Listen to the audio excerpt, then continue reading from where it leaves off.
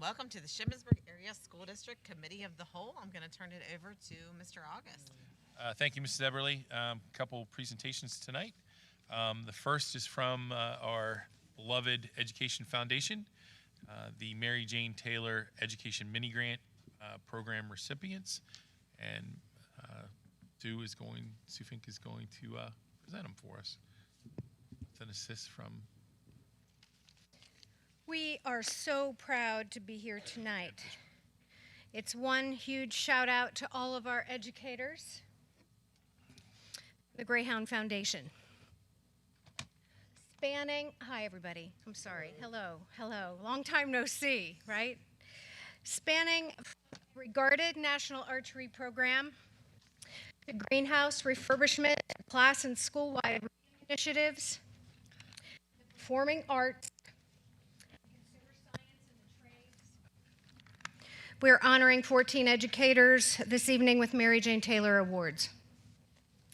There is relevance and respect all of us have for the educator we pay homage to tonight. Mary Jane Taylor, as a local and international education leader, was passionate about bringing high-quality educational experiences to all children. She was a founding member of the Greyhound Foundation, and the educators we present awards to this evening embody what Mary Jane Taylor stood for as a U.S. Department of Education researcher, a classroom teacher, a Head Start director, a university professor, and as a school administrator. We honor her legacy through these innovative teachers here this evening. While there are many more educators absolutely deserving of this award, we have to work within budget parameters, but also look forward to expanding our support, which we have done this year by many thousands of dollars. In addition to all of the educators we're presenting with awards this evening, we're sharing now that we will also be supporting Sasha's Remarkable Coffee House, student and educator house band performances open to the community, which are amazing if you've never been, and aiding the Nancy Grayson Library with support for upgrading their reading materials. Rounding that out, we'll also be utilizing newly approved EITC funding to enable our 6th to 12th grade STEM educators to continue their remarkable work in biodiversity through pond renovation, applied design and laser work, supporting our First Tech Challenge teams in robotics competitions, and enabling students to travel to national conferences for those excelling in advanced STEM academics. I am beyond proud, Jen and I both, and on behalf of the Greyhound Foundation Board of Trustees, to support this school district and you, our educators. You are why we exist. So, I'd like to call up all of the educators that are here and their principals because they deserve an incredible round of applause with regard to not only the Mary Jane Taylor certificates and awards they're receiving tonight, but letters of gratitude. And if you're in the room, please join Jen and I up here to receive these distinctions. I'm going to go through a little bit as you come up.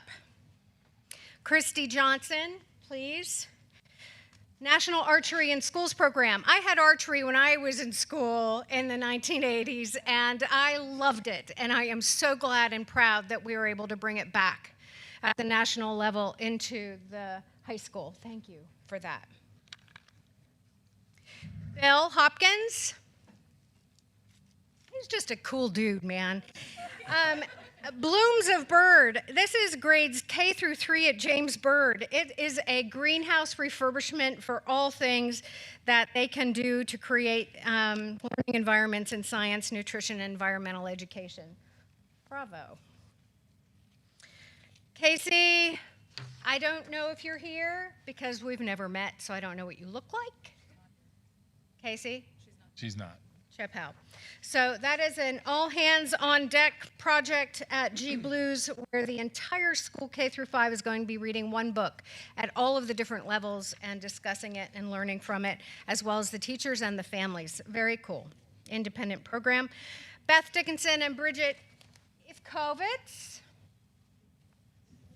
This is an artist in residence, grades 4 and 5 at the Intermediate School for General Music, where they bring in artists in music to critique their abilities, and it's a residency that creates culture and character education. Thank you. Thank you. Jen, John, Bridget again, and Katrina Naiman. Dun, da, da. This is a choral masterclass, and it falls into actually EITC funding as well, because having a choral masterclass where the music professional comes in and critiques the kids, right? Is that in a nutshell? Which, how cool is that? If you have extraordinary students who are wanting to stand and be subjected to a critique from an outside person, how wonderful. It's a wonderful way to receive, build character, and impact their performance abilities, which I think is something you said, right, on your proposal. Gina Baldoni and Caleb Huff for English language learning, cross-curricular novel study. And it's a historical study that the entire 7th grade will be doing, and it immerses 7th grade students in early American history. They're not here. Okay. Chad, you're the next contestant in Family Consumer Science Awards for knife skills and their proper use. And so thank you for doing that in consumer sciences at Sashes. Emily and Grace Spencer, I don't think are here either. And they are doing at the intermediate school a Read Live, Thrive, where every word counts. It's a project that implements technology-based fluency intervention. Very innovative and also something that deserves a round of applause. So that is it for us tonight. We're just bearers of good news, and just a round of applause for our educators. Thanks for being here. Questions, comments, concerns while I'm here? Just thank you and congratulations. Well done. Thanks, Jen. Thanks, everyone. Thank you. Thank you.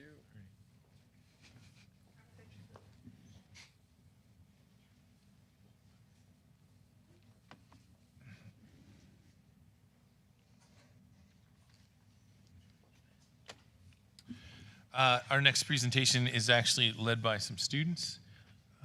We are the day before Veterans Day, and although they're not veterans quite yet, their experiences are tracking them to at least have experience in that domain. So I'd like to call up our National Junior ROTC Naval candidates, and they're going to talk a little bit about their experiences and what it means to be a cadet in high school.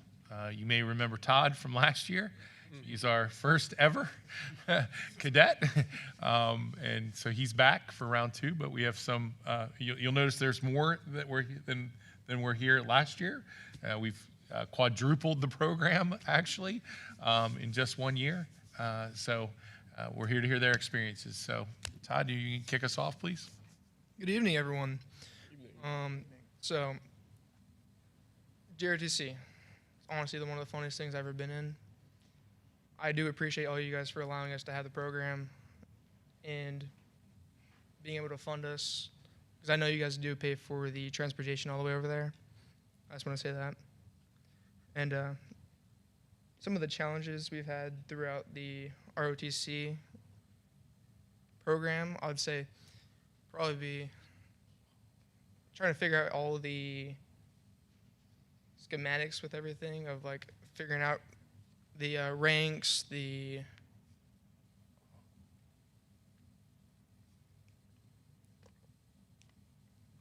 one second.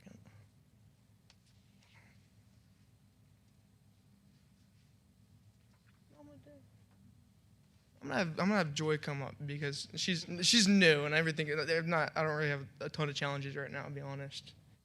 Joy. Can you introduce yourself? Yeah. mic. Thanks, Todd. Good evening. My name is Joy Banks Saunders, and this program has had a tremendous mental impact on me.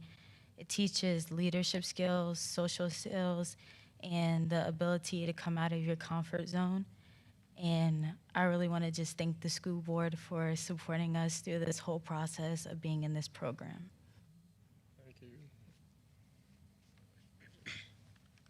So I'm actually a newcomer to Shippensburg High School, and I actually thank you guys that I'm allowed to keep going with the program, because that was a concern that was when I was moving. And I say that like URTC, I wasn't at first really interested about, but I wanted to try. And like the hardest part is just like getting in and like trying to know the new things, because you're just new and you don't know what you think about. And like most of the people scare you about URTC and say that it's like a really scary place, but it's actually not. People are really nice, and you can get really good friends, and you learn a lot. Like you got a lot of mental, like, how can I say this? I say that the hardest part is like about URTC is trying to get through the things that you cannot do. So they teach you leadership, and they teach you how to do things that you like not really will do. Because most of the things I do in URTC, I would not do it like before I got in, and I wouldn't put myself into it until I actually try it and I saw that I'm good at it. And I will give up pretty easy in most of the things I tried before. But URTC is a program that have helped me see that I can do more things that I actually thought I could. It's a really good program. Can you walk us, the board, through like a typical week as a cadet? So first in the morning, when the bell ring, every cadet, this is for out of district, it's mostly, they don't get this part where they have, well, they do sometimes. So you had to stand in front of your desk, and now we have like this new thing where everybody stays in the middle of the class, and it's like Platoon formation. platoon formation. It's like first squad, second squad, and third squad. I'm part of the second squad, and we all had to stay there until they go over names, right? I don't know. Muster. Yeah, we muster. I'm still kind of new, so I don't know a lot of things. And Mondays are mostly like, there's 2 separate classes for NS1s, and the rest one is for NS2s and above. They separated. And the classes for NS1s, they teach us about uniform, some of that. Tuesdays, though, we have PE.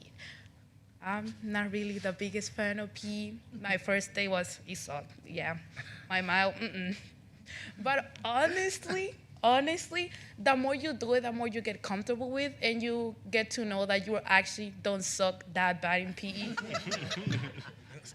I was talking for a person that do a 24-minute mile before. It cannot be that bad anymore. So I would say, yeah, it gets pretty much out of your comfort zone, because most of the things I did, I would not be willing to do it. Like, if you ask the Isha from 2 years ago, all the things that I had done in GRTC, if she would do it, she would tell you no. She would say she would not even get out of her bed. I passed from doing 0 push-ups to doing 15. That's a big jump. Wednesdays is also, they also separate the class. No, Wednesdays, they test us for our NSUs. Good feed. They teach us for our NSUs. They grade us for our uniforms. That's part of our grade. Because they divide into like 3, right? Uniforms. PE is 25% of our grade, and 50% is academics, right? Yes. We do tests. I thought we wouldn't. That was a test. Yeah, we do tests. I passed the test. This is Navy, right? Yeah. Can you swim? No. We don't have any swimming units Yeah. in ROTC. Aren't you guys the Navy? Yeah. Okay, just checking. I'm just saying. That might come up later. It's a pretty nice program. Fridays is our business casual. We had to wear blue sweatshirt. Polo. A blue polo and khakis. I hate the khakis. Yeah. I picked the wrong color. Like they say, you had to be like any khakis, and I thought this is the best color I can wear. It was wrong. It cannot look worse. It can be worse. It's not good, but it can be worse. So I say it's a nice program. I will encourage people to get in, because most of the things they tell is like, oh no, they yell at you. It's really bad. You shouldn't do it. But when you actually get in, you understand that it's a place where you can build friendship, you can encourage yourself, and do things you wouldn't actually do in your normal daily life. Since you've been in the longest, how you correlate the school training, the school district, and your training? How do they mesh? Like you're a student here, right? Like the training. The school when you leave here to go. Is your grades from Shippensburg for that program, or how do you say you get grades? Our grades? Yes. So we go off of Skyward at Shippensburg, obviously, and then at Chambersburg they have a Sapphire instead of Skyward, is what they use, and they just transfer it over. And we have, for A's and B's, we can get an honor roll star if we have A's and B's, and if we have 2 A's, we can get 2 honor roll stars. But all the grading, they just give it to each other. Okay, but you do your schoolwork here at Shippensburg. Yes. We go in the morning. We leave directly as soon as we get to the school. I think it's like 7:18-ish that we leave. And then we don't get back until 9:16-ish for transportation. Maybe take a van all the way there and back. Can you talk a little bit about what motivated you to join the program, and what's the biggest takeaway you have so far?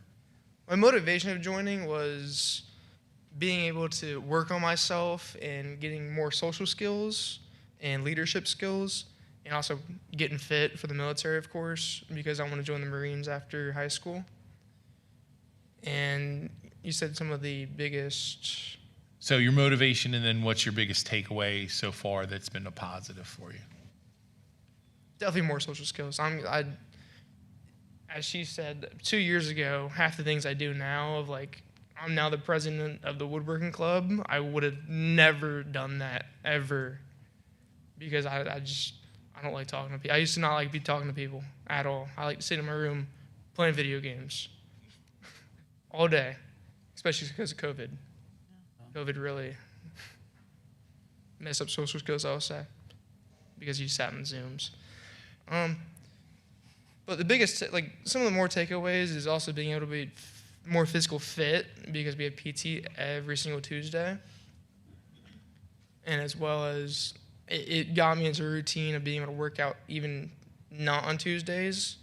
Like I go out and take runs, I do push-ups at home, sit-ups, and I just work out in general. Joy, Asian, do you want to talk same questions to you? Like what motivated you to join, and what's your biggest takeaway? At first, I really didn't have a motivation. My parents gave a suggestion, and once I started going, I got confident in going more and not giving up, quitting. The discipline really got me out of my comfort zone, and now I'm able to talk to more people and be more open, and I didn't used to be that way. Asia? Yeah, same question. So what motivated me to be in the URTC program was to get fit. I was looking for the six-pack.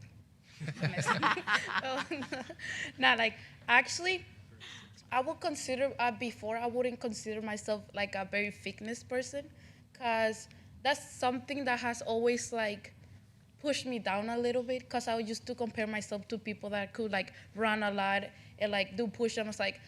I cannot do that. You see, they were born to do that. I'm not. So that was a thing that I used to compare myself to most of the people instead of actually doing it. But when you're in the program, they push you to do it. They don't say, oh no, it's because you cannot do it how you look like or whatever. They tell you, you do it because you do it.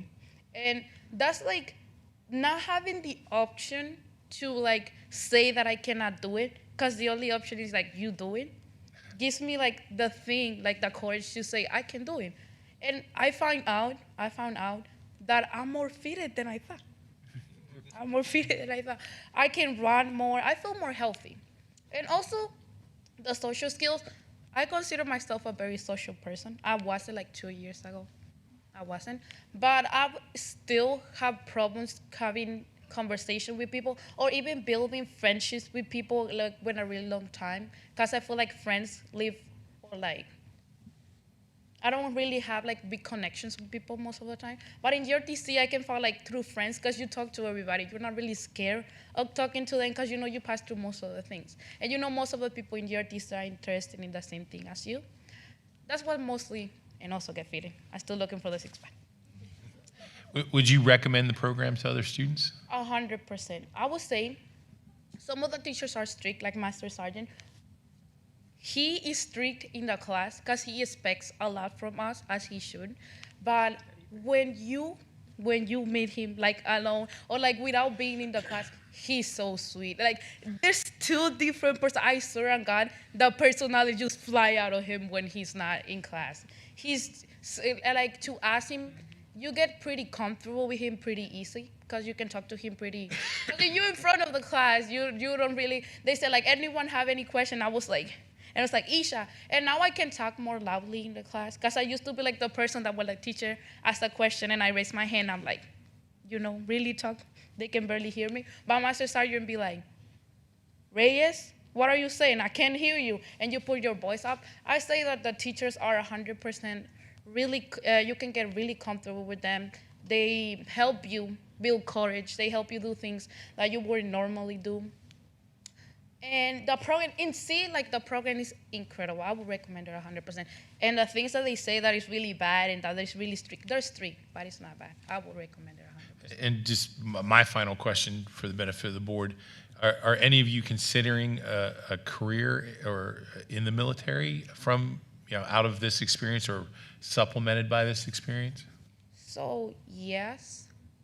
Before, I wasn't really interested, but like after the program, and also, when I want to grow up, I want to get into the military so they can pay my college degree because I want to be a neurosurgeon. So there's people like do surgeries like in your brain, and that's a really expensive college. So I want to like to do 2 or 3 years in the military and start my college degree because I know it's gonna be really expensive. And I see my sister in college, and I see how work college is getting her crazy. So I want them to help me with my college degree, and yeah. But I would really see how it is, like in the GRTC. I know it's not 100% what they do, but I would say like I would really get into the program. And like in advance, like this is a good help because it's like in advance of what I'm gonna do, and now I know what I can expect from the military. Any questions from the board? Oh man, you said you're going to the Marine Corps. Yes. Commend you. I don't know, it's smart, but I commend you. Going to the Marine Corps. You think it's preparing you for that? Yes. So some of the information that we get after you become an NS2, you learn some of the history of the Navy. The Navy's not the Marine Corps, but they're the department. So you still learn a little bit about the Marines. And the PT, they bring in different recruiters. Like I think 2 or 3 weeks ago, they're bringing the Marine recruiters from the Carlisle, and we're doing PT with them for the whole entire time. They showed you a bunch of different exercises and all together. And then Master Sergeant, I talked to him about it since he's the Marine, and he told me to talk to different recruiters. But for the most part, I talked to him about like the different jobs in there, and I want to become a combat engineer. My brother's in the Marines as well, so it kind of gave me an influence. He's in Japan right now. And Todd, because you will finish the program in 3 years, will you be eligible to enter the Marine Corps at a higher rank because of your experience in J, or do you have to be in that 4 years? I talked to a recruiter. He said that I could get a higher rank, but I don't believe him. I think he's just saying that because I talked to other people that joined the Marines off of the Navy, ROTC, and they all say that it doesn't do anything for your rank. But if you're joining the Navy, it does. Okay.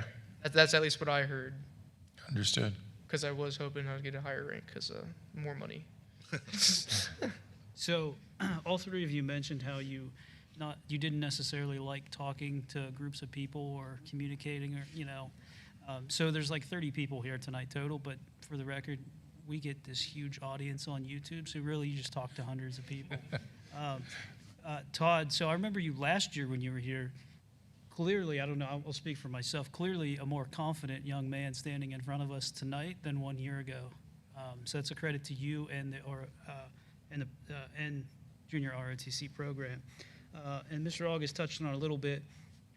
So we have four students right now. What can we top out at? I think 5 or 6. 5. So that tells me that if each of you add a friend, we can double our program or get close to doubling our program. I've been trying to get people to join. Well, They said they would, and they just never do.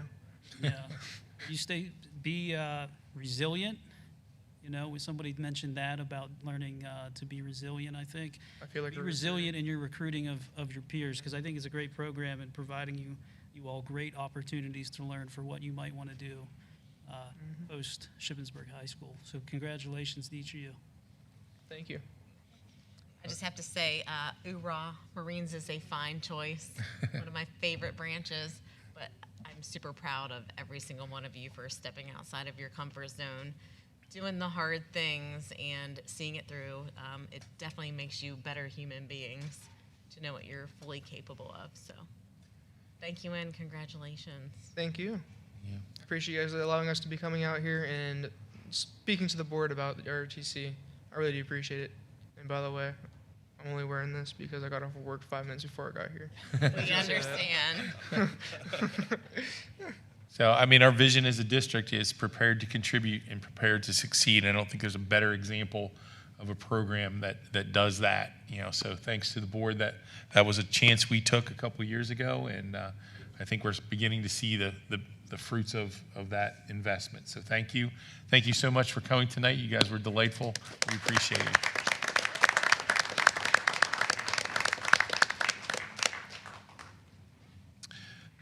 Next up, unfortunately for her, she has to follow that with a presentation on the efficiency study update. Just to remind the board, last year they commissioned an efficiency study to look at a variety of departments. I think we looked at the business department, technology, transportation, and HR, and had an outside group, PASBO, come in and do a kind of a fine-tooth comb through those departments, and they made a number of recommendations.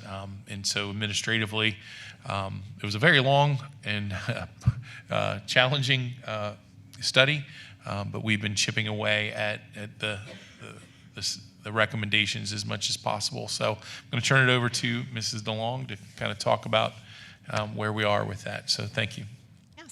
Yes, so thanks for giving me the opportunity tonight to give a little report to you on what we've been working on. So as Mr. August mentioned, we received the results of the PASBO efficiency study in the spring of 2025. And since then, we've been working in a team to address the suggestions and areas for growth in the study. So our team has been meeting monthly to review the efficiency study, discuss what's in it, and then plan and implement the different suggestions. So our team is comprised of Dr. Stevens, Mr. Bybee, Mrs. Weber, Mr. Barwin, Mr. August, and myself. So the first thing that was recommended in the efficiency study was to have each employee in each one of the 3 offices, so the HR department, the transportation department, and the business office, complete a job duties template that I created based on the recommendations from the study. And then our department leaders examined the responses from those templates to look for areas to improve efficiency among the workers, to eliminate redundancy, and then also to look for places and opportunities for cross-training. And then after that, we take those job duty templates and we compare them to the job descriptions that are written for those positions to make sure that the job descriptions are, that they match and that they're accurate to what the job actually entails. So in the business office, I broke this down pretty much into, what did we accomplish so far and what are we still working on. So in the business department, one of the greatest accomplishments that we had that came out of that study was to the creation and hiring of an assistant business manager. So it was recommended that, in a district our size and with a budget like ours, we should really have an assistant business manager. So the board did, approve to create that position and fund that position. And so we have an excellent assistant business manager on our team. We also, another big chunk of the report was about choosing and implementing an updated accounting software, which we had several presentations in the business department from different business softwares, and they selected the CSIU platform. And we are currently undergoing trainings through the CSIU program and working towards transitioning away from the old software, which is ProSoft.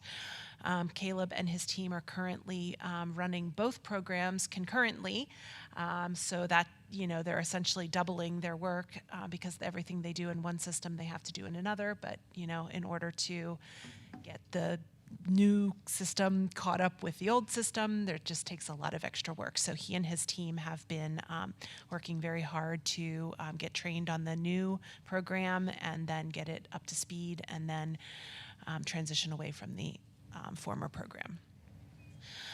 It was also recommended in the study that the business office secretary position was underutilized. So as a team, we chose to eliminate that position. And then the duties and responsibilities of that position were transferred to other staff in the operations building. For example, the maintenance secretary, she was a part-time position. We moved that to a full-time position and changed the position to the maintenance and business office assistant. So that position then took on some additional purchasing responsibilities, Act 80 and tax responsibilities.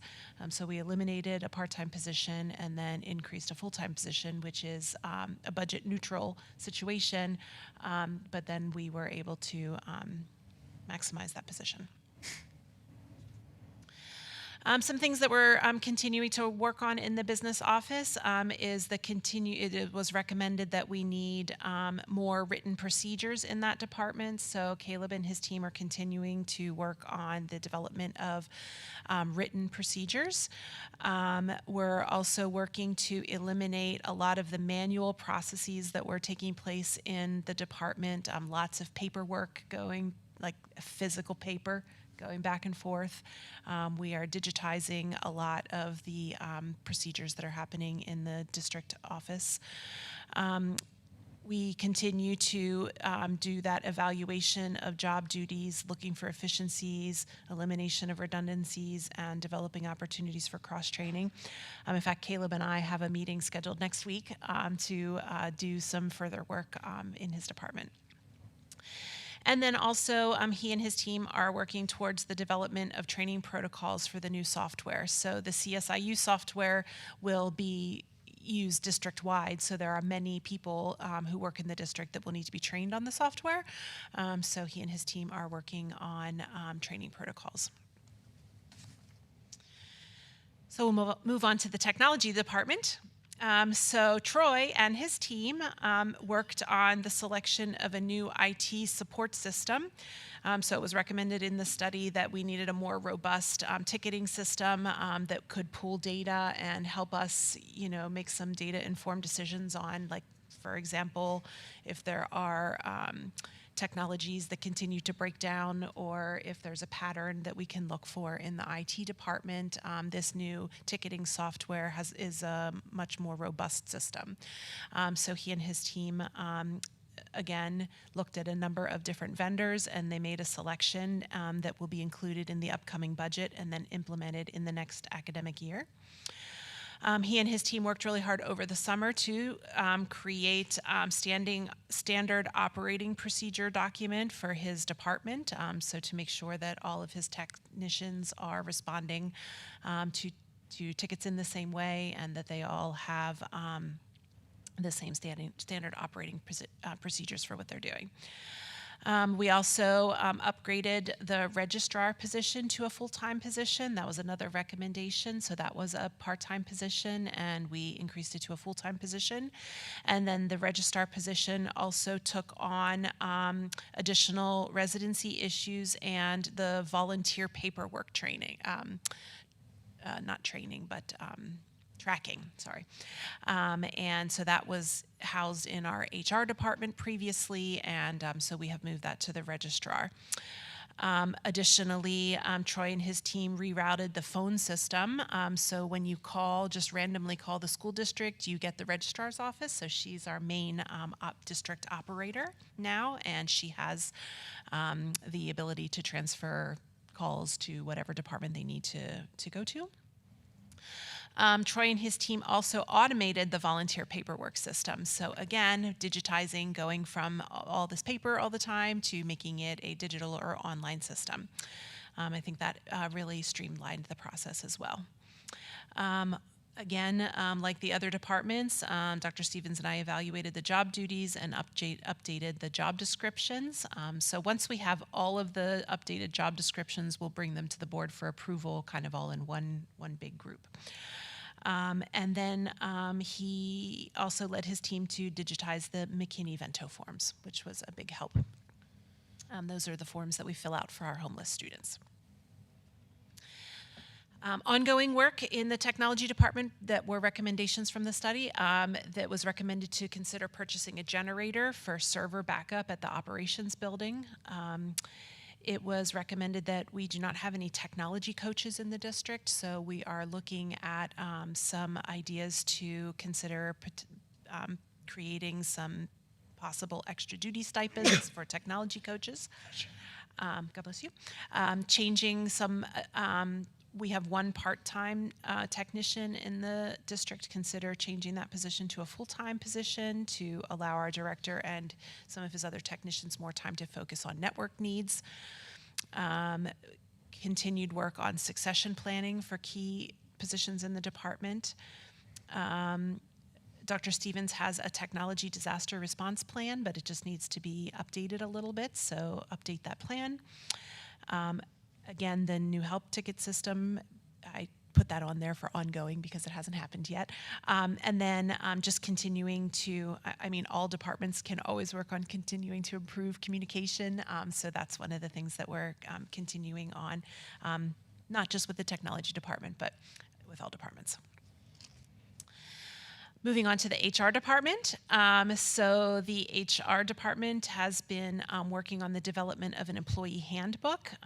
That is, we have a large chunk of it done, but that's also, it's an accomplishment, but also ongoing. Again, we moved the volunteer clearance forms to the registrar's office. The HR department has been also participating in the CSIU trainings because, again, like the business department, the HR department relies heavily on ProSoft for a lot of their data tracking, so we'll have to move all of that to the CSIU programming. The department onboarded a new staff member, which was a huge undertaking for them. And then they continue to work on job duties and job descriptions. They made some significant updates to our clock in and clock out system for our support staff. And they have completed written procedures for a district-wide employee discipline process, and then all of our supervisors had a training by Saxon and Stump at the administrative retreat in June. And then ongoing work in the department is the continuing to work on job descriptions. We still have a lot of positions that do not have job descriptions, so we need to continue to work on those. Continue to work on our written procedures. Again, the transition to the new CSIU software. We're continuing to look for efficiencies within the department. We really need to identify and cross-train a payroll backup person. Like the IT department, we need to continue to consider succession planning.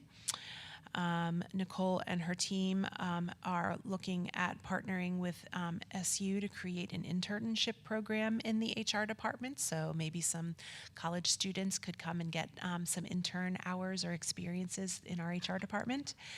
And then finally, we are looking at some ideas to transition the creation of the security badges to a different department. So currently, when someone is hired or newly hired, they get a badge from the HR department, but it is not the recommendation that that be housed in the HR department, so we're looking at some other ideas for that.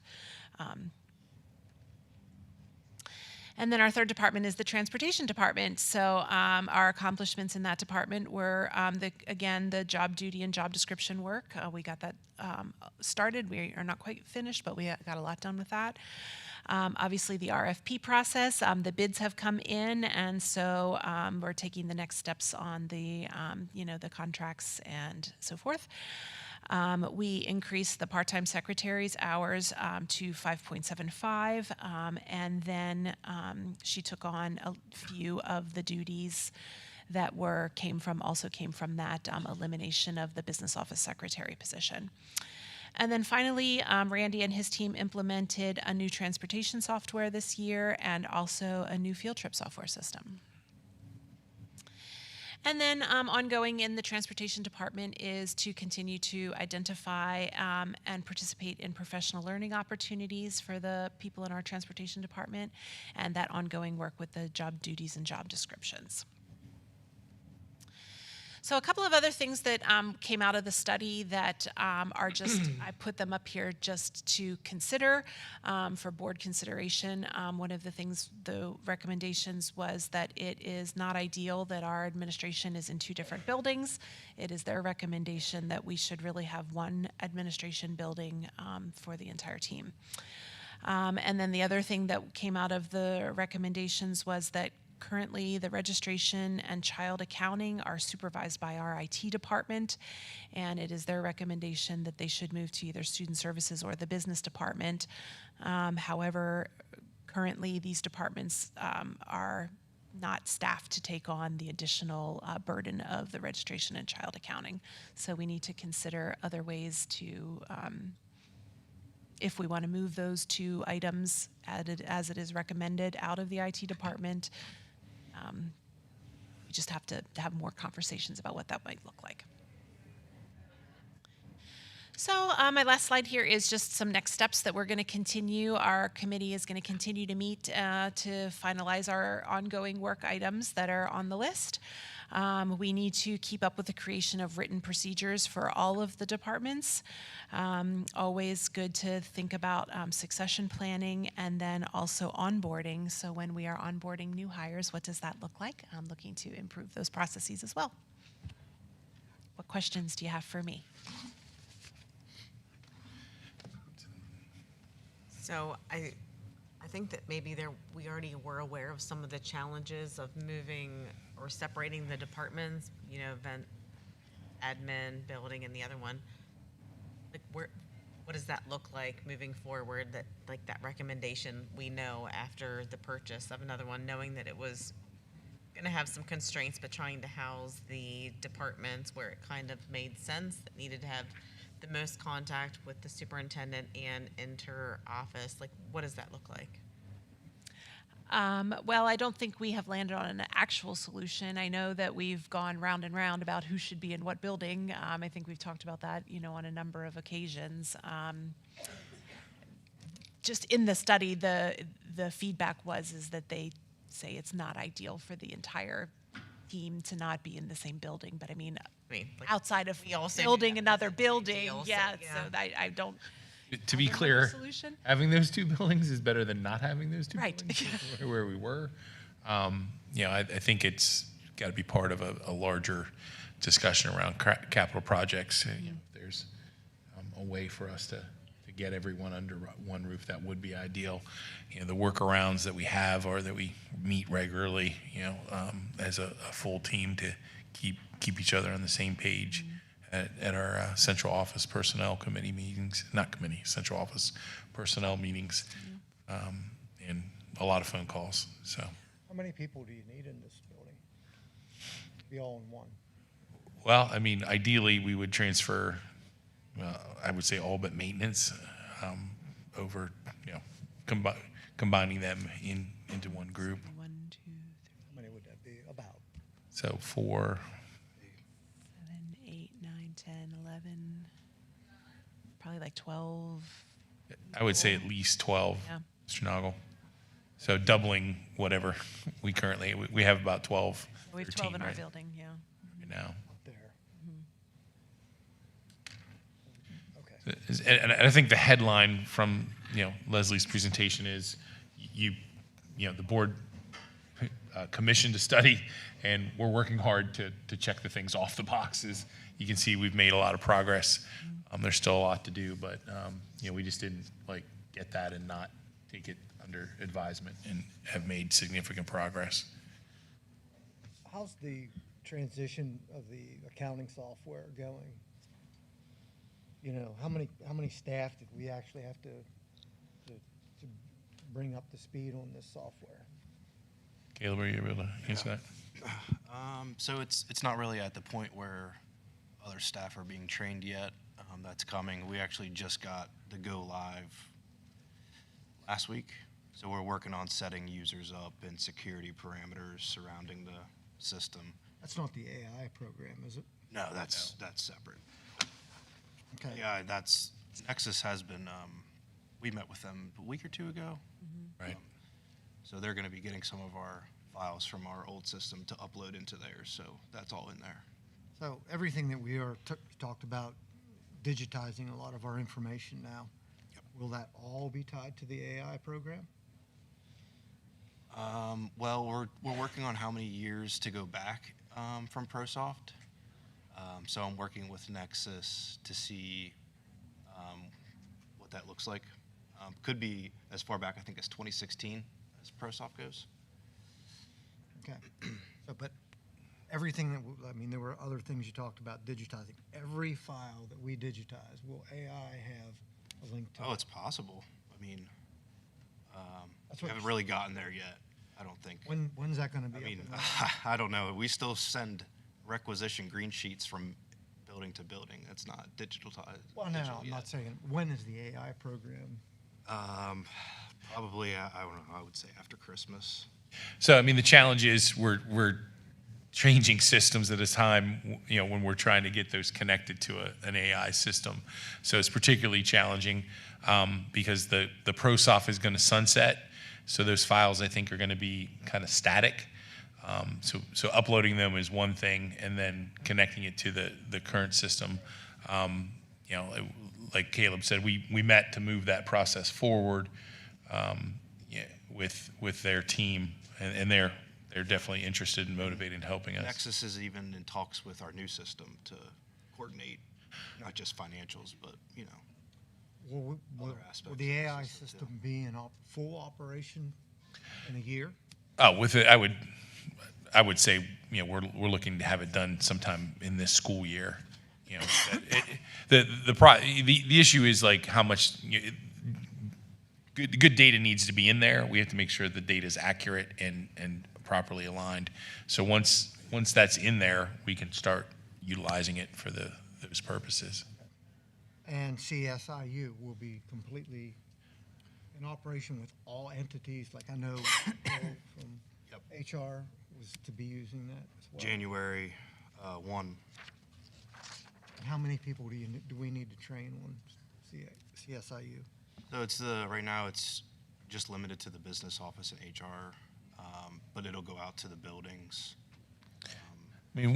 Probably one of the most, where we were furthest behind, you mentioned green sheets. You heard Caleb say green sheets. So, building secretaries will now be able to, rather than fill out a form, get into the system and do it immediately. Building principals will have access to their live budget and how much, they have in different accounts, which, now that I say it out loud, sounds like something we should have done 20 years ago. That will be a game changer for our admin to be able to have access to those accounts and know what's live. We certainly rode ProSoft as long as we possibly could, and so I think everybody's excited about a more modern system. Part of what drove us to get this study done was in the business admin area. We wanted to get a report back. How many people did we go from when Mrs. Lentz was here to now with the recommendations? So, and correct me, I think we changed the position title and upgraded it to have more functionality with the assistant business manager position. That was an upgrade title change. And then from 3 positions, we consolidated to 2 full-time within your department based on efficiencies and job studies and recommendations. Actually, it went down. It actually went down, Mr. In Noggle. there, but we pushed off other work out of that office. Did we push any work out to others? From your Well, we combined the maintenance secretary We're to consolidating. the business office. Right, I mean, Just trying to get a grip on. yeah, so that to my mind was one of the great benefits was, really sitting down saying who can do what, where does it make sense to put these tasks, and as administrative team, like making that recommendation for the board to approve. Okay. Well, we get back to IT, their need for a generator to back up his systems. Where are we going to eventually put him? You're talking about putting a new generator up at the admin building? So that was a recommendation. I don't know that we spent a lot of time particularly figuring that piece out. Dr. Stevens, you want to speak to that, or? Of course, I don't have a microphone. Yeah, I don't have a microphone. The core of our network is at the operations building. There's where we get our connection to the IU, our connection to the internet. I mean, that's the hub for all the buildings. So that's why we would need a generator there. Doesn't matter where my department is, unless we want to move all that wiring, the generator needs to be there. With the hardware, right? Yes. Okay.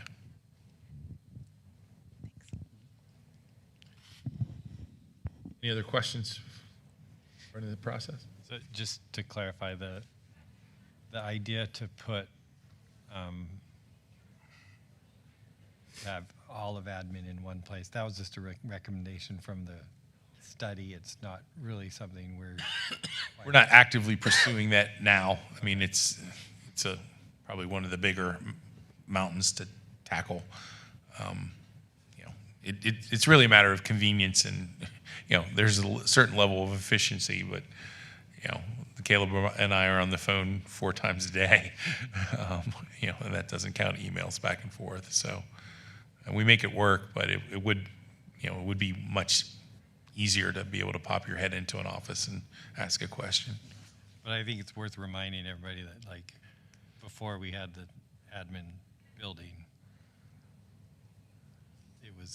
we were still not all together. We weren't, and we were housing admin at the high school, taking up instructional space. So it was kind of like a mini building project in that we created classroom space at the high school by moving those offices out. When you get a chance, if you think about it, can you provide facilities just with ballpark number of people you would need in one facility? Yeah, we sure can. We're going to be having discussions coming up. Yeah, absolutely, Mr. Nago.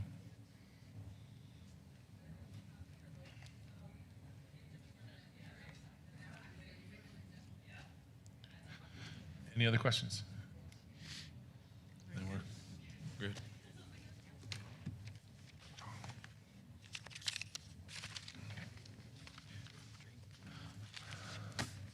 Oh, can we get a hold of? Actually, you cut the mic. Cheers, hurt.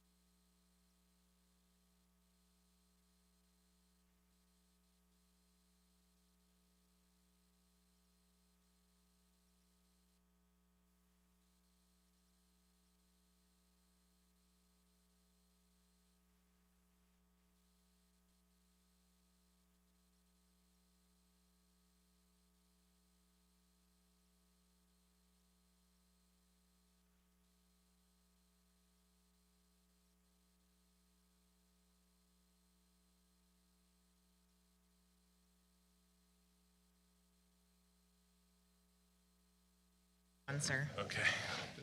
Timeline us.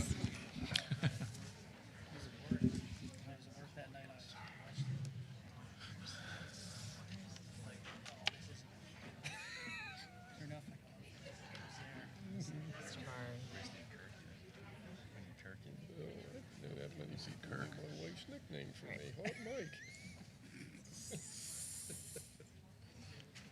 Came back on that one. Waiting on you, Mr. Barr. I'll start without. Wouldn't. Calling the Shippensburg Area School District Planning of Action meeting to order. Roll call, please. Mr. Bard, Here. Mr. Carey, Here. Mr. Kressler, Here. Dr. Goetz, Dr. Lyman, Here. Mr. Noggle. Here. Mr. Scott, Here. Mr. Donovan, Here. Mrs. Eberly. Here. Please join me in the Pledge of Allegiance. Pledge allegiance to the flag of the United States of America and to the republic for which it stands, one nation, under God, indivisible, with liberty and justice for all.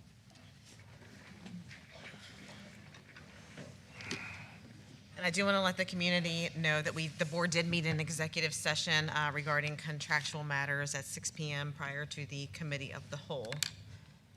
Now, the president's charge to the board. As we begin our deliberations this evening, let us once again be reminded of our duty to represent all of the children of this school community, regardless of age, sex, race, or creed, and regardless of need or ability. This meeting is being live streamed and uploaded to the district's YouTube channel. May we now have a moment of silence to reflect on our thoughts, plans, and actions on behalf of the students in the Shippensburg Area School District.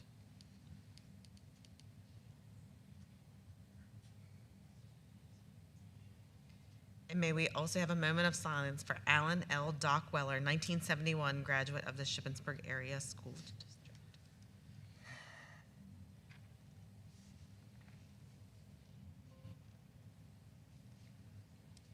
Mr. August, are there any changes to the agenda? No, ma'am. Is there a motion to approve the agenda as listed? Move to approve. Motion made by Mr. Bard, Second. second by Mr. Scott. All in favor? Aye. Any opposed? Citizens' comments regarding agenda items.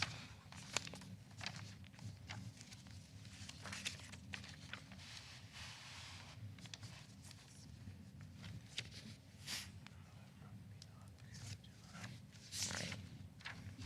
Seeing none. Student representatives are absent this evening. Superintendent's report. Two items tonight. One, this is our enrollment update. We are at the elementary levels.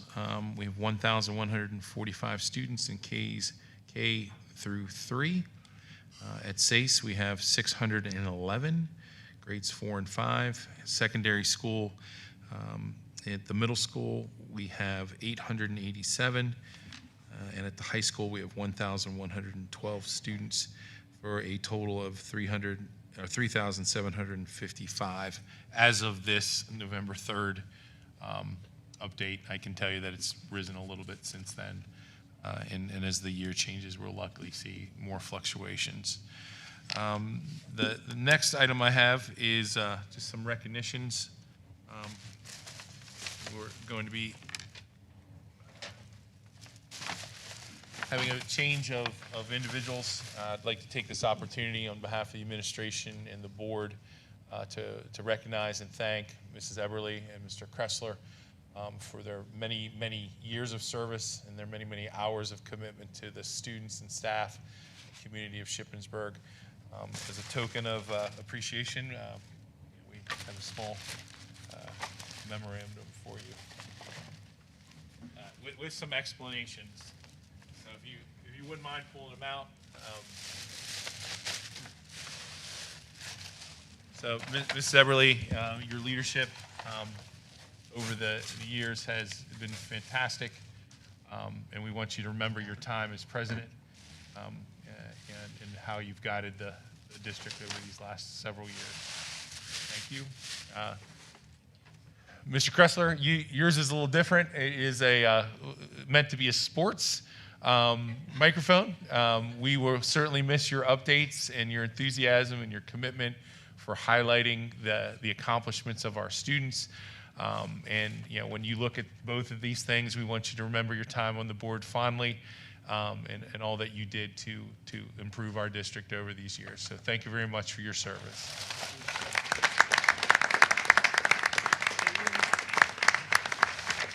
Save it for the end. That concludes my report.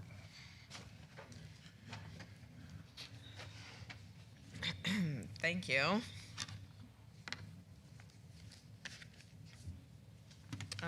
Moving on to the consent agenda, we have item 4A, the approval of minutes. 4B, we have the finance report that will be presented on December 2nd. 4C, we have the revised policies for second reading and approval. 4D, we have the personnel, professional and support, to include resignations, voluntary transfers, new appointments. Is there a motion to approve item 4A through 4D? So moved. Motion made by Mr. Carey. Second. Second. Second by Mr. Donovan. Discussion? I have a question. I know it's, why did we go through so many people? I mean, it's like a regular ritual. And I know that people are coming and going. Is there, can you put your finger on it, Superintendent, why we go through so many people? I mean, I think for a district our size and, Yeah. and for some of these positions, we do go through, particularly support staff, at a higher rate than a lot of our neighboring districts. I know some of it is cost and everything like that. And I'm not blaming you or anybody else. I'm just saying it's hard to find continuity if we're going to continue to go through this many people this time. So I think we should look at some kind of resolution or some help that we can stay halfway there with part-time people, something to keep people here. I wouldn't disagree, Mr. Scott. Thank you. Thank you. Any further comments, questions? All in favor? Aye. Any opposed? Item 4E, personnel. Administration recommends approval of the following resignations. Nicole Weber, Director of Human Resources at Shippensburg Area School District, effective January 2nd, 2026. Do I have a motion to approve item 4E? So moved. Motion made by Mr. Donovan, Second. second by Mr. Carey. Discussion? Just want to say thanks to Nicole for everything. I know personally she was always an open door if I had questions about something, and I think she was tremendous in her position and will be a tremendous loss. Once again, I would agree and second that. Nicole's been a great Greyhound. We will miss her. Can we vote no and then she has to stay? Not sure it works like that, Dr. Lyman. I wish. Any further comments? All in favor? Aye. Any opposed? 5A, the expulsion waivers, case 2025-2026-3. Parent of the student, in this case, waive their right to a formal student discipline hearing before the school board of directors. Is there a motion to approve item 5A? Fred Scott, make a motion to approve. Motion made by Mr. Scott, Second. second by Mr. Carey. Discussion? All in favor? Aye. Any opposed? I'm sorry, that also include case 4 as well. Item 5B, the new policy for second reading and approval. The new policy is being presented for second reading and approval. 122.1, administration recommends approval of the new policy. Is there a motion to approve item 5B? So moved. Motion made by Mr. Carey, Second. second by Dr. Lyman. Discussion? Yeah, just to clarify, so this is stating that a student group can meet without board approval. Okay. It's a supplement to an already established policy. So it just clarifies that they could, I believe they could do it under the current policy. This just clarifies that they can do it, and it was Yeah, this policy 122.1 is just an extension of policy 122, and it puts into greater detail what the equal access in the buildings means and what it might look like. But if you don't want to approve it, you don't have to. When I reached out to the attorney group, they said that they are still working with schools as long as equal access is covered in policy 122. You don't need policy 122.1, so it's just an extension. So if you wouldn't want to adopt it, you don't have to. And she said that they didn't actually have any formal recommendation of whether to approve the policy or not. So we would be covered either way if we approved it or we didn't, because it's, like I said, it's just an extension of what's already written in policy 122. Any further questions, discussions, comments?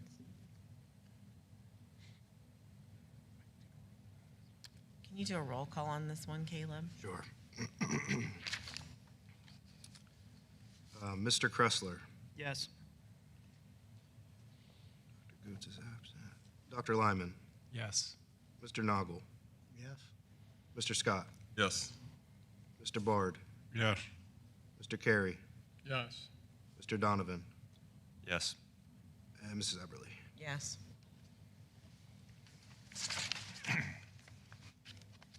Five C, the Market Street Sports Group LLC agreement. Administration recommends a payment of the $2,500 to the Greyhound Foundation as a portion of the licensing work conducted on the district's behalf by Market Street Sports Group. Is there a motion to approve item 5C?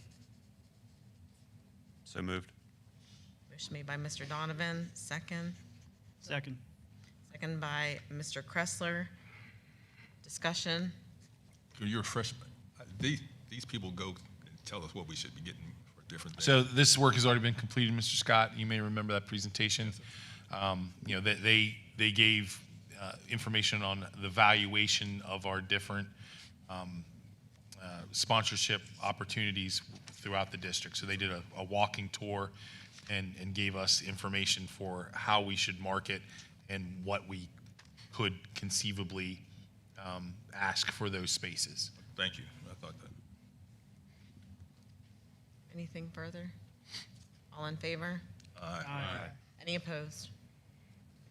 5D, we have the resolution, the end of state budget impasse. Administration recommends approval of the attached resolution urging the Pennsylvania General Assembly to end the state budget impasse. The impasse was withheld over $3 billion in education funding statewide, forcing school districts to borrow funds, deplete reserves, delay essential services, and consider program cuts that directly impact students, educators, and families. Is there a motion to approve item 5D? So moved. Second. I wanted that one. So motion made by Dr. Lyman, second by Mr. Carey. Discussion. It's a good document. You should read it, and I hope it makes a difference because we did our job. They need to do their job. Yeah, I feel like I've said this like 6 times since we passed our budget by our deadline. And as we've talked about, we haven't seen necessarily the major impacts, but I'm fairly certain the IU just took out a loan to cover stuff. Is that right? Yeah, I So- took out a $40 million loan. Yeah. So, and we know we've talked in the past about the smaller districts in our area that have had to do that. So, at the end of the day, it's just, this is your job, get it done. And I'm pretty sure there's language in here that says that we're recommending that they reimburse us for the interest we're losing, right? That is one of the questions that has been circulated through the Superintendent's Association, because they're currently making a lot of interest on the money that they have not sent us. Right. So there's some questions on who should benefit from that. Right. I vote we should. Second that. Anything else? Just about the budget impasse. Are we still sending money to the state for charter schools? I haven't gotten any of those bills yet. They're gonna start flowing in here. That we're gonna have to start pay? That they want us to pay for that? So we have not paid those bills, Mr. Scott, and we're not going to until we get our subsidy unless someone tells us that we have to. That's what I'm gonna need. It's 6 one, half dozen the other, because the state will just simply deduct it from what we get. But we're not getting anything right now. But we're not getting anything right now. Yeah, but as long as we hold that money, right? We're holding money, correct? We're not making those payments because they've not. We haven't currently made any. So we're getting interest off that money. They're getting money off our back. We're getting money off their back. Off the charter's back. Yeah. Okay. That's fine with me. Like, thank you. Hope does spring eternal. There's been some positive information coming out that we may be close to a solution to this. We've heard that before, but now that the election has passed, I have more confidence that we may get to a resolution as soon as this week. But I guess it still files under we shall see. Not holding my breath. All in favor? Aye. Any opposed? 5E, the 25-26 Consortium MOU. Administration recommends approval of the attached agreement for the Special Education and Student Services Consortium. Is there a motion to approve item 5E? Move to approve. Motion made by Mr. Bard, Second. second by Mr. Carey. Discussion. Just for the benefit of probably some of us in the community, can you just give a 30-second overview of what this is? Absolutely, I would love to. So the consortium, Cumberland County Consortium, is a group of districts that obviously are in Cumberland County and northern York that came together and decided that it would be possible to experience greater efficiency and cost savings by sharing services that they already had within their own buildings or hosting programs. So we don't. It was originally designed to fray costs from the IU. It was felt 15 years ago that these districts could take on some of those programs and work together. So it is a true collaborative body that is saving money on programs and transportation wherever we can find efficiencies. The consortium works together to realize them, and it's been a great success for a long time. So it's not just special education. It is largely special education. Okay. Yeah. There's some dabblings of transportation as a function of that as well. Okay. So, like, for example, if a student in Shippensburg is in need of a program or service that maybe Northern's really far away, Big Spring has, that you could. So, correct. So the consortium works together to say, we know what students are in our own systems. We need X number of, a particular program, and then the consortium decides which district will host that program. And then, we get to send our kids to their programs, and they get to send to ours, and we get to send to theirs. Geography is not our friend in this, in that we are, fairly far away from a lot of those districts outside of Big Spring and Carlisle. Those travel times can be large for our kids, which is why the previous meeting we approved the Franklin County Learning Center, which is geographically closer to us. So, this is a benefit of both worlds. We have the consortium for Cumberland County, and now we have, different but similar options in Franklin County. One of the few benefits of having the county line go. Correct. Any further discussion? All in favor? Aye. Any opposed? Item 5F, the Nearpod renewal. Administration recommends approval to renew Nearpod at a cost of $21,858.72. The expense will come out of the technology budget. Is there a motion to approve item 5F? Rich Scott, make a motion to approve. Motion made by Mr. Scott, Second. second by Mr. Kressler. Discussion. Yeah, when is the renewal date for for this contract? Do we know? In November, I believe. So it's coming up pretty quick.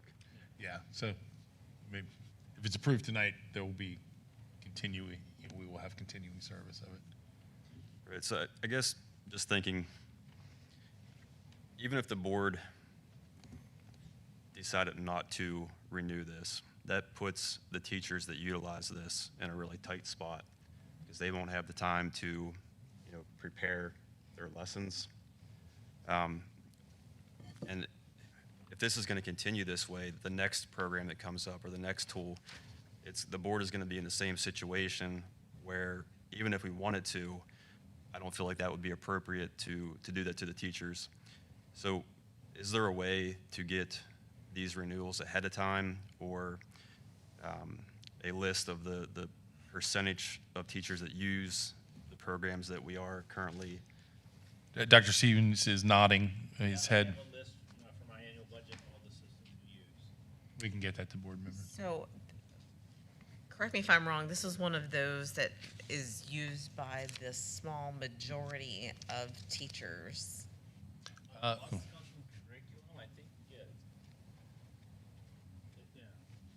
think I shared those numbers with the board. It's like 35 teachers, I believe. Correct.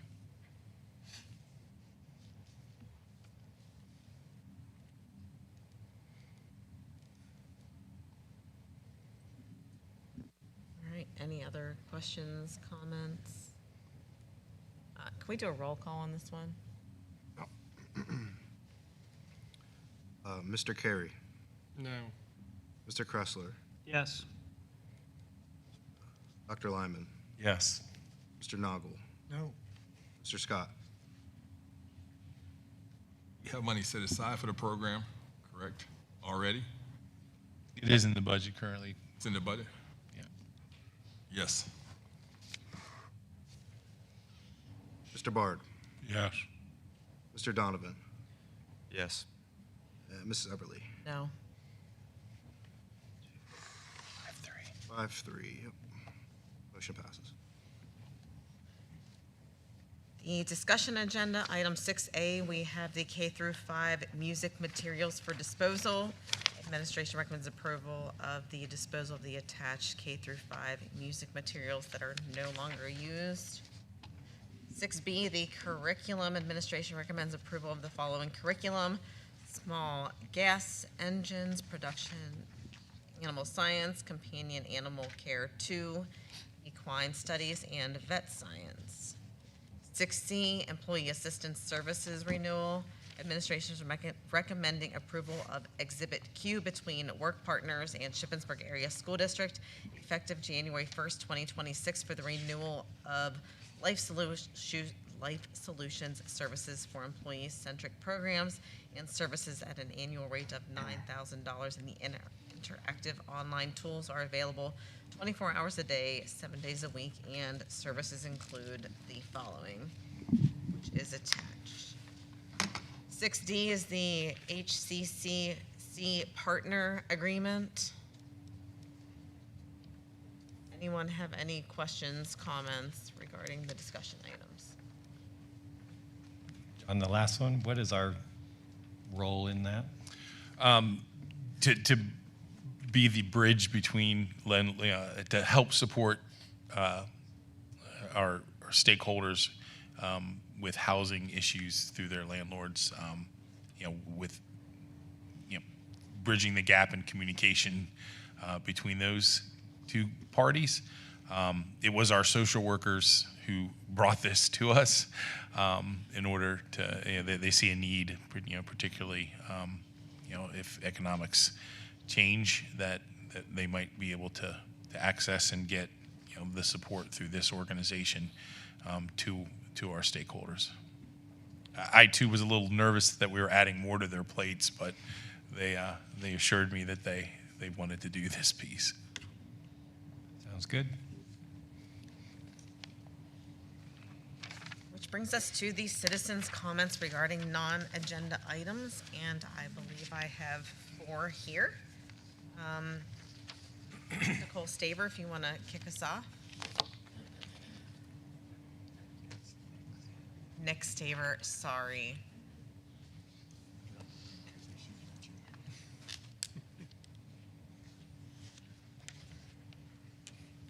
Yep. Good evening. My name's Nick Staver. I am the husband of a school teacher at Shippensburg, and I watched the last board meeting, and I was a little frustrated from some comments. When you guys were on break, the microphones were on, and there was a discussion going on between a reporter and a couple board members. He wanted an interview. The board members said after, shouldn't take any more than an hour. He said, depends on how many of them want to get up and speak. And then he said, so you tell them to keep it down. And they laughed. Now, I want to have coffee with my wife in the morning. I want to have dinner with her at night. Those things don't happen because she's at school early and she stays late. I'm okay with all that because I know what I got when I married a teacher. Somebody that's going to go above and beyond the students that walk into their classrooms. So I was a little frustrated when I heard the comment. I didn't think it was funny. It may have been an innocent joke, but it wasn't to me because I see the time and the effort, the love and the happiness that goes in to the classrooms. I was frustrated when I heard somebody say, it's not personal, it's business. Imagine if one of them said that to a parent next week at parent-teacher conferences.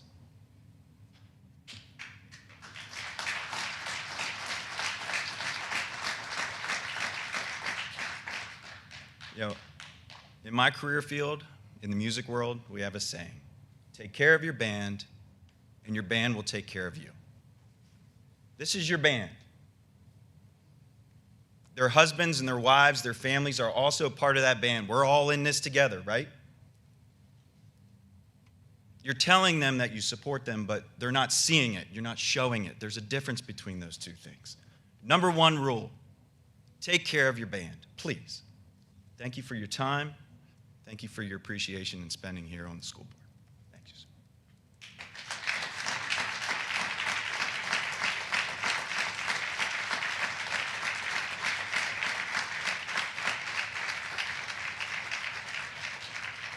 Tanya Allard.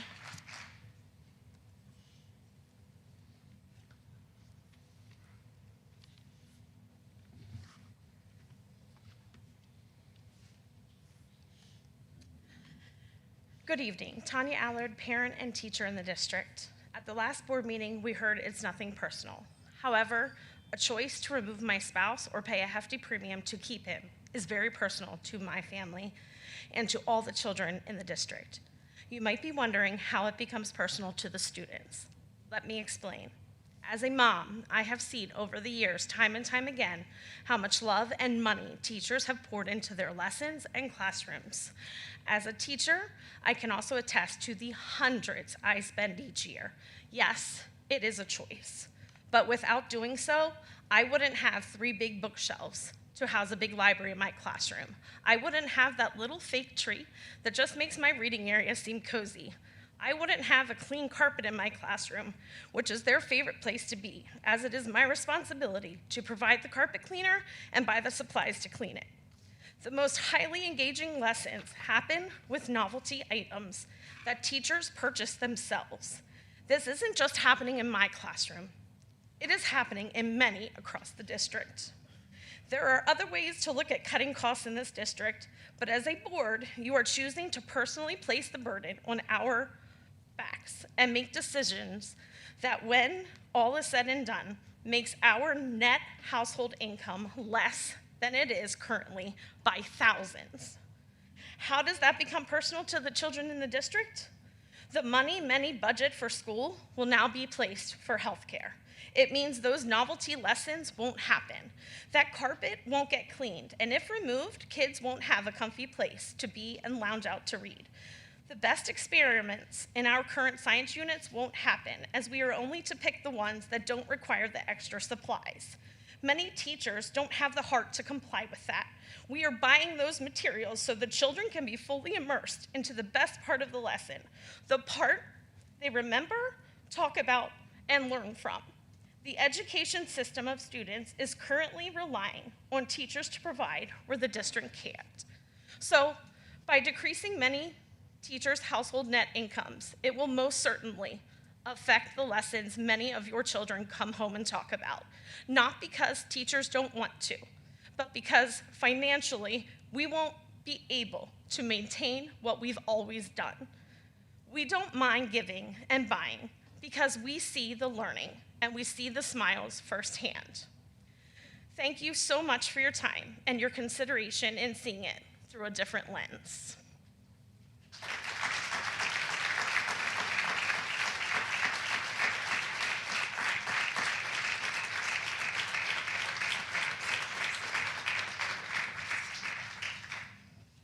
Lisa? Trace?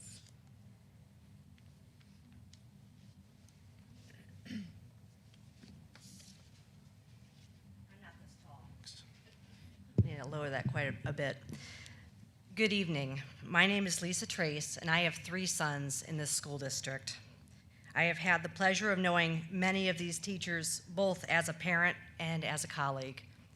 Over the past few years, I've been a substitute teacher, and I now have an even greater appreciation for what these teachers do day in and day out. In difficult economies, it may be understandable to minimize or even forego a pay raise. However, for many, this would be a pay decrease. It may not be a personal issue for you, but I'll tell you who it is personal for them. They are the ones that will be going back in time in income, not their bills, their ability to pay those bills. They will be the ones making difficult decisions for their families' futures, whether they can continue on or if it's time for a new teaching position or quite possibly a new career path. It would cost so much more to replace well-established teachers than to simply maintain what our district has been already doing for these educators. I'd hate to see any one of them to decide to leave the school district and or change professions. When put simply, if you ask any employee in any sector what they would do if posed with a pay cut, it's simple. They weigh the pros and the cons, and if it's not viable for them to stay, they will leave. We've benefited by other districts doing what you're proposing and gained educators from other parts of PA. Our school district cannot afford to lose valuable educators such as the ones currently teaching here in Shippensburg. I implore you to look at the bigger picture and decide against carving out a part of their income. Thank you.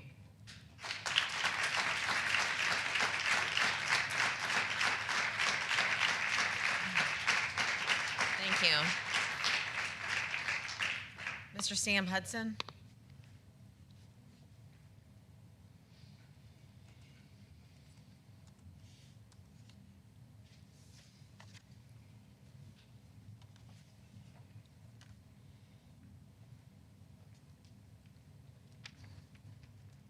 Good evening. Sam Hudson, borough resident, teacher, and association president. And on behalf of the Shippensburg Area Education Association, I'm grateful for the privilege to speak to you tonight. You've heard from community members and members of our association tonight, and the passion that they have for our children, for our profession. And just want to remind you that it is personal. Everything we do is about relationship. Every time I have a conversation with my administrator, we talk about building those relationships. It's a highly personal profession. And without that level of relationship, we wouldn't be able to achieve what we achieve and have some of the best teachers that we do here in this district. With that said, I do want to thank the board for the time that they've spent meeting with the association several times since the last board meeting.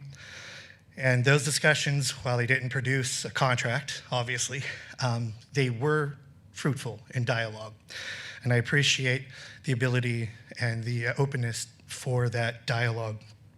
And we do truly hope that once this fact-finding process is over, we can find a common goal, a common road, and we can get to the end of this and find a path forward that benefits everybody. In the meantime, I do want to ensure the community that our members are unwavering in their commitment. We are fiercely dedicated to providing the high-quality education that our students deserve and that they are counting on. Finally, I do want to extend my heartfelt appreciation to Mr. Levi Kressler and Ms. Steph Eberly for the time that you've served on the board. We wish nothing but success for your future. Thank you.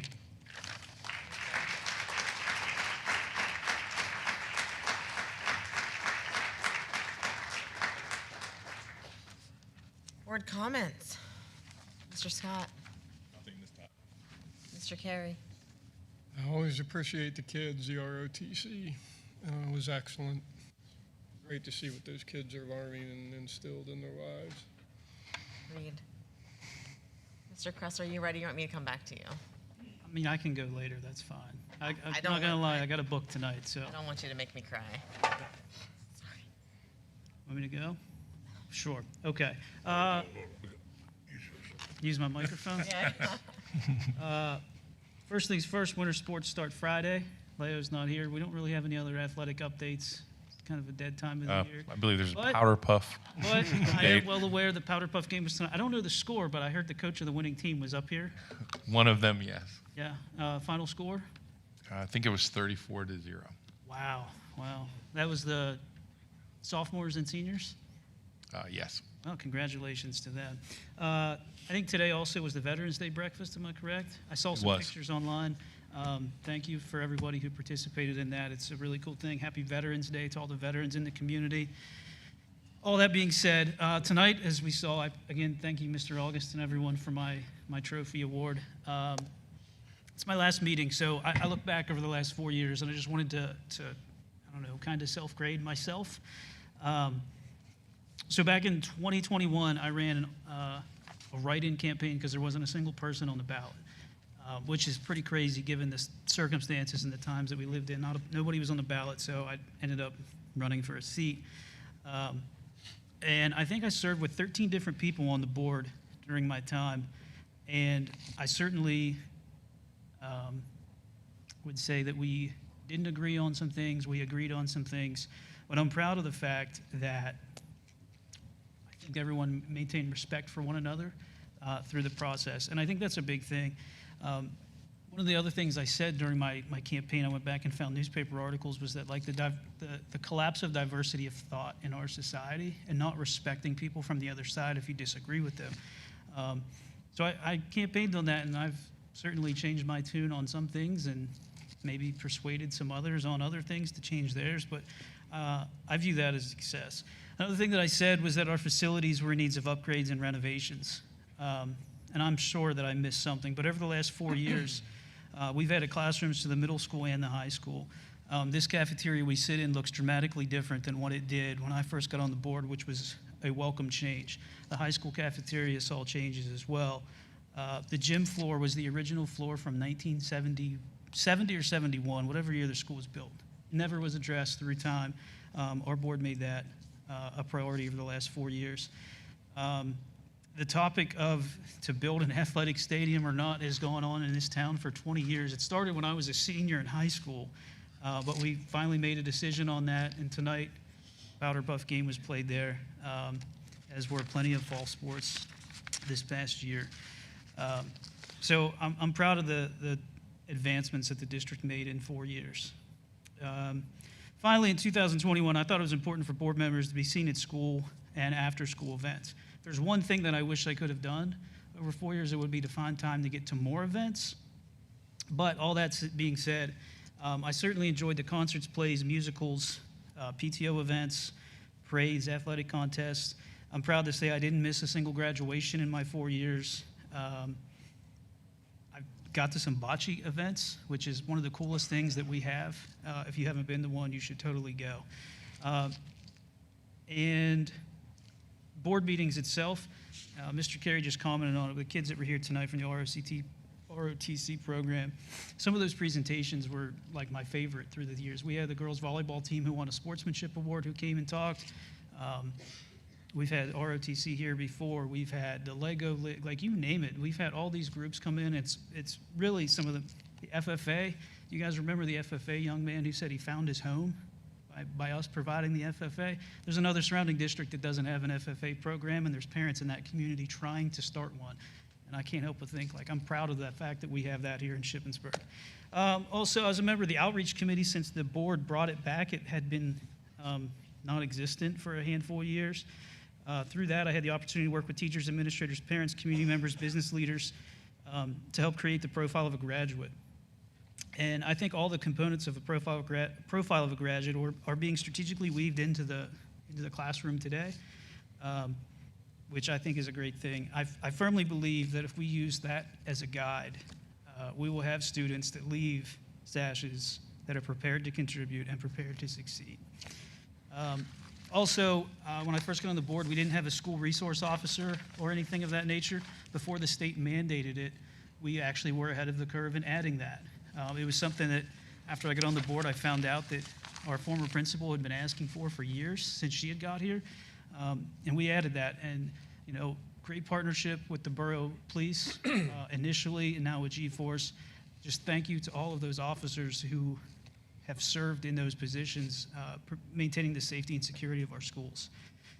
And this is a tough one. Possibly the moment that was most impactful for me personally was last year at Senior Awards Night. I was sitting in the back of the auditorium behind a dad and his daughter. And when I don't remember the name, but when the daughter got announced, of course, the dad's like filming it on his phone. And she went across the stage and got announced that she had a full ride scholarship. And I don't remember the school, but the dad was moved to tears. And it was such an impactful moment because I think it wasn't just like, parents have a huge role in raising kids, but it's also every person, every teacher, every support staff, every administrator, every custodian that's come across that child's path through the years really helped change that family forever. Because I'm just guessing with the reaction that I saw from Dad, that maybe wasn't something that was available, at least not so easily. So I think it's just a good reminder that everyone working together is for the best and for the best in the future of our community. I will miss first day back to school in-service days each August. See all of you in red tonight. I enjoy coming to those, saying hi to everybody, catching up as you return from summer break. Back in March, I stood with our teachers and administrators that had held a demonstration in front of the high school for the closing of the Federal Department of Education. It was clear to me that everyone there that day had a passion for public education. I'm a firm believer that public education is a staple of our society. When Dr. Al Moyer was here when he was here as the interim superintendent, he referred to public education as the great equalizer, and I really think he's right. No matter who you are, you have a chance to earn a great education and life skills if you're a student at Shippensburg. I think that whole thing started with like an email chain, and then next thing you know, it was like 100% happened. I said I was coming. Mrs. Burt tried to get me to talk that day. There was zero chance I was taking a microphone and talking, but I do appreciate everyone who put that together. Finally, just giving thanks to a few people. My wife has sacrificed a ton by supporting me. Like tonight, we're almost 3 hours in again. Spouses of board members really deserve a shout out because you do spend a good amount of time away. And she also would hear me vent when I'd be upset about something. Most times she knew nothing about it, but she would just smile and say she understood. My oldest daughter's in 4th grade now, so when I started, she was in kindergarten. She is actually upset that my term is over. One is because she thought that I really had something to do with the new playground equipment that was at Nancy Grayson. When in reality, that was all the PTO's hard work, and we really just voted yes to that. But she did enjoy tagging along with me to committee meetings. She became known as like drawing pictures for everyone who was there, passing them out to people. She was sad when Tammy retired because she had the endless candy bowl. My daughter enjoyed a lot of candy there, but she's sad. As I said, I served with 13 different people on the board. Mark Buterball, who was a board president when I joined, he called me and encouraged me to run in 2021 when nobody's on the ballot. The time that I served with him, I did learn a whole lot from him, so I'm appreciative of Mark for pushing me over the edge in that. Don Hilbinger was a great resource for me on anything that came up with our budget. Really, he was a calming presence and always made himself available to me. Even after he was off the board, I would call him and I'd be like, Don, I don't understand this. And he would talk me back off the ledge. Steph, we sort of ran a campaign together and entered the board at a time that some of our longer tenured board members called it the most difficult time of any board member could serve. We certainly agreed on some things, disagreed on some things, but remain respectful of one another, built a friendship over the last 4 years. To you, I believe you leave here as the only woman to serve as president of Shippensburg School Board. Second? For 2 years. Yeah, I'm the second female president. Second female, okay. Well, congratulations, because that is a tremendous accomplishment. Dr. Lyman, I don't know if you remember this, but before I got elected, you talked to me in the high school lobby, and this was as you were also running in 2021, and you told me that I was going to be a good board member because of how passionate I was about the community. At a time, like I said, like diversity of thought, collapsing and people maybe not being able to engage in dialogue with one another, you look past our differences on a topic that we don't have to bring up, and gave me a compliment that I cared about and still means a lot to me today, so thank you. Dr. Goetz isn't here tonight. I am a firm believer that leaders never stop learning. I think that teachers would agree with that as well. I have found Dr. Goetz, it's crazy, sometimes feel like a student in one of his classes when he starts talking to me. I've learned a ton from him. He is, what's the best way to put it, an exceptional person in the way he analyzes and thinks critically about things. So he's been a great role model to me as a school board member and in other aspects. To the teachers in the district, thank you for all the work you do. I've got a 4th grader who loves going to school every day. I've got a 4-year-old who's going to start going to school next year. Many of the teachers that are, well, not many because I'm getting older, but many teachers that I had growing up are still in the district. And the teaching and the life skills and lessons the teachers provided me many years ago helped me get to the point I am in my life today. I do believe Shippensburg is truly a great place to raise a family, and a big part of that is the school district and everyone we have working together for that. To all the administrators who are still here and have moved on, I do appreciate all the conversations and friendships I've gained over the last few years. I think as a district, we've done a great job in hiring and promoting administrators over the last few years. To Mr. August, thank you for taking 1 million phone calls. Quite honestly, if we still paid by calls, I would be in trouble because I felt like I called you 3 times a week on stuff when I had questions. If you didn't have the answer, you would get me an answer. And I think that's a compliment to you in terms of you may be the superintendent. I think deep down at heart, you are still a teacher who wants to help others learn, and you help me learn many things about our district. And to the rest of my board going forward, I wish you guys all the luck in the world in the months and years ahead.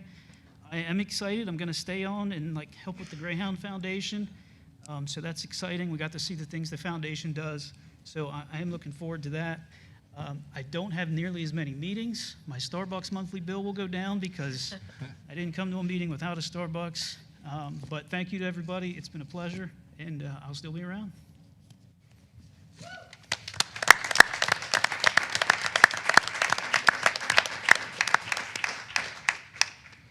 Mr. Bard. After that, none. Mr. Noggle. I'd just like to say thanks, Levi. Thanks, Steph. The job of a board member is difficult. A lot of times, there's a lot of things that are good about it too, but it got served through the COVID years, and I can't hardly imagine you had 1,000 different ideas coming at you and arguments and stuff, but you stood firm. You did a good job. I wish you well in the future. Steph, I think you're gonna got a good road ahead of you. Levi, you earned the mic. Dr. Lyman. Just real quick, I think I miss Leo. I think there's a play this weekend, right? So there's the drama club is doing a thing, so go see the play. Pride and Prejudice. Yeah. and there are probably other really important things that Leo would have said that I think we should give notice of. Levi and Steph, you'll be missed. It's been an honor serving with both of you. Steph, you beat me in an election, and that wasn't pleasant, but we've become good colleagues and friends, and I appreciate having the opportunity to serve with you. And Levi, I still stand by that you are passionate about this town, and you have been just one of the most incredible board members I've ever served with, so thank you. Mr. Donovan. Yeah, I'll just second all that. Levi and Steph, I'm gonna miss you guys, and you guys have definitely improved our district dramatically from the time that you have served. So I appreciate your dedication and all the time you spent. Well, I didn't have anything provided or prepared like Levi did, but I can say that serving on the board is definitely no light lift. Time-consuming, challenging, but we did a lot of important work, which also left room for some really great opportunities. If it wouldn't have been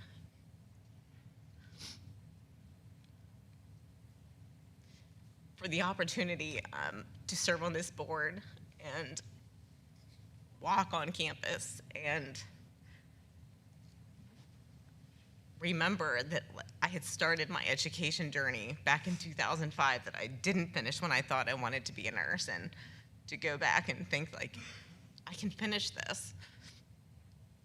But it was those communications and the networking that got me back on campus and back into the classroom and double majoring, and which led to an internship and a full-time job, which had me counting down. Like, I love my time on the board, but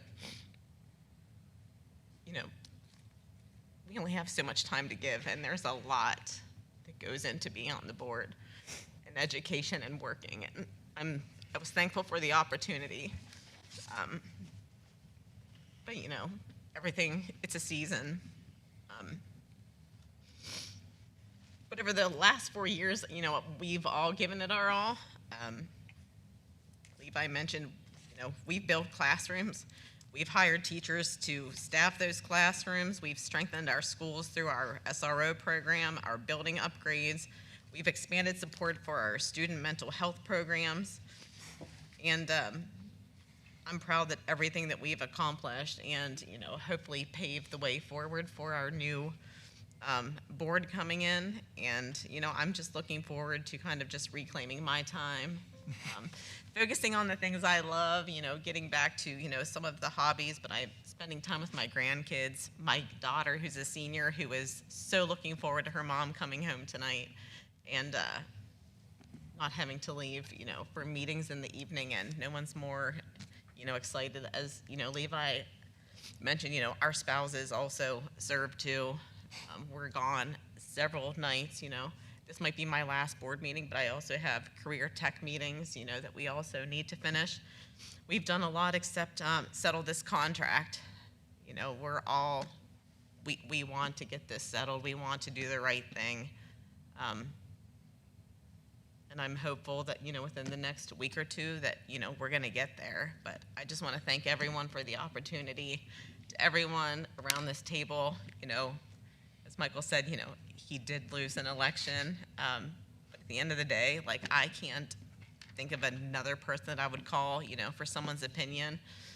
I'd call Michael Lyman. I would call Dr. Goetz. This board,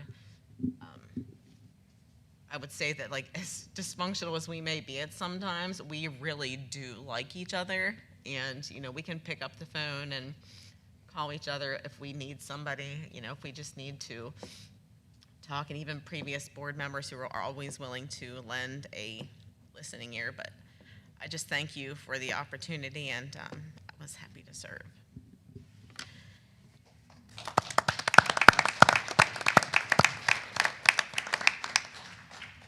Information date savers.